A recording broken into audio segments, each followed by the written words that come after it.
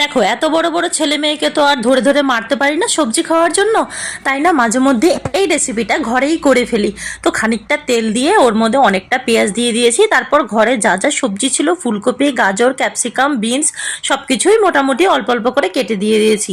হালকা একটু ভেজে নিয়ে ওর মধ্যে টমেটো, লবণ, হলুদ দিয়ে আবার একটু ঢেকে রেখে দেবো। তারপর লঙ্কার গুঁড়ো দিয়ে একদম গ্যাসটাকে সিম করে ঢেকে ঢেকে এটাকে সবজিটা একদম নরম করে নেব। সবজিটা ভালো মতো ভাজা হয়ে গেলে আর আমি মাঝখানটা ফাঁকা করে ওর মধ্যে অনেক কটা ডিম ঢেলে দিয়েছি। আমি দিয়েছিলাম 4-5টা মতো, তোমরা তোমাদের ইচ্ছে মতো ডিম দিতে পারো। আর পার্সোনালি ম্যাজিক মশলাটা আমার কাছে ভীষণই ভালো লাগে। তো আমার ছেলে মেয়ে সবজি না খেতে চাইলে আমি সপ্তাহে 1-2বার এরকম করে সবজিটা বানিয়ে দিই।